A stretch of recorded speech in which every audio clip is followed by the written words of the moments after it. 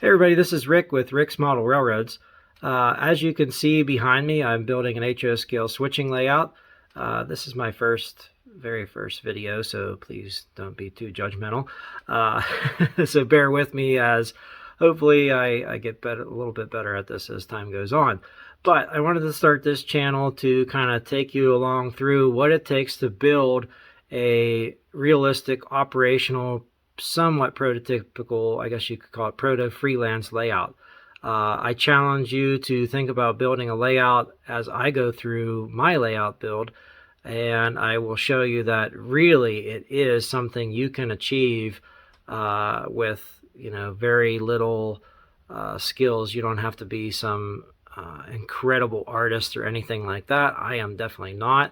But everything that you see behind me right now and everything you're going to see has been built by me or is in process of being built by me. So believe me when I say that if I can do it, you can too. So I'll give you a little tour here, and in the meantime, I'm going to tell you basically what this channel is going to be about. So as you can see on this shorter leg of my L-shaped switching layout, I am definitely set in the steam era. You're only going to see steam engines and a few electric engines that would have been used in the Philadelphia, New York City area.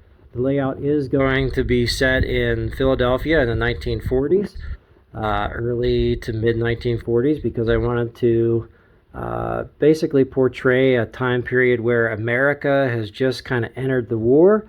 The reason for that is kind of twofold. Number one is that I was in the Army myself, and so I kind of wanted to bring that sort of piece of me into the layout. And the other reason is my dad was born in 1941, shortly before Pearl Harbor.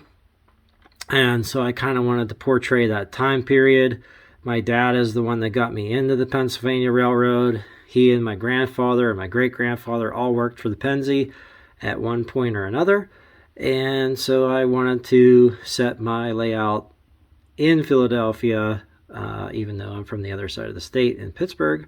But I wanted to be set in Philadelphia. And the reason for that was basically because I wanted to be able to include some electric locomotives, which is kind of hiding behind this structure here.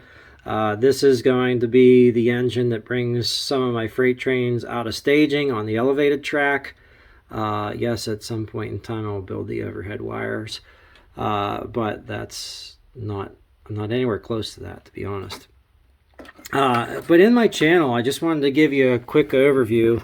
The things I'm going to be talking about are building Craftsman structure kits like this one here, to building and making plastic structures like this one look more realistic than just a piece of plastic that you got out of a box. So I'm going to go over all of my techniques that I use, all of the mistakes that I make building whatever kind of kit it is. As you can see, I've got a bunch of kits here that are in various stages from various manufacturers. That's a Walthers kit,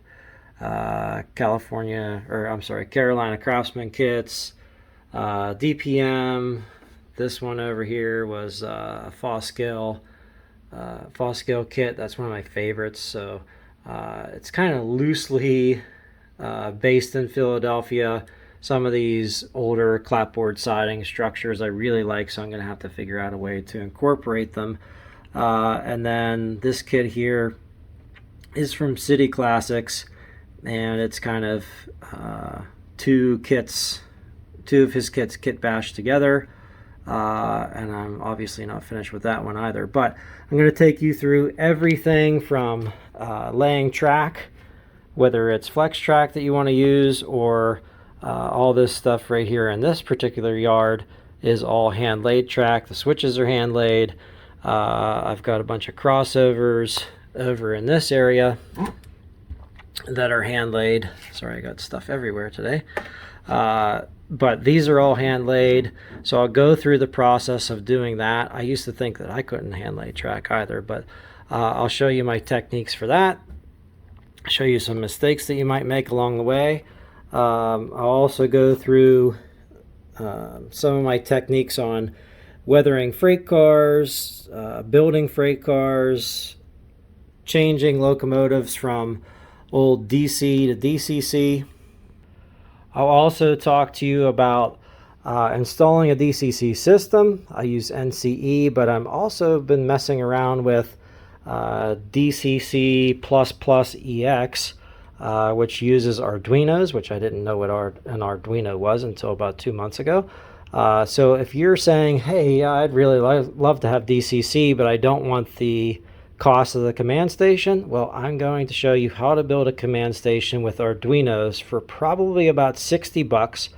All you need is well, a little bit of time, a computer to do some of the programming, and aside from that, all you need is a smartphone or tablet. It can be Android or iOS based. It doesn't really matter.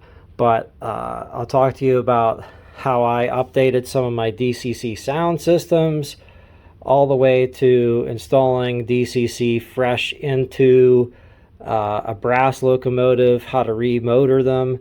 These are all questions that I sort of had getting into the hobby, or getting back into the hobby in my early 40s now.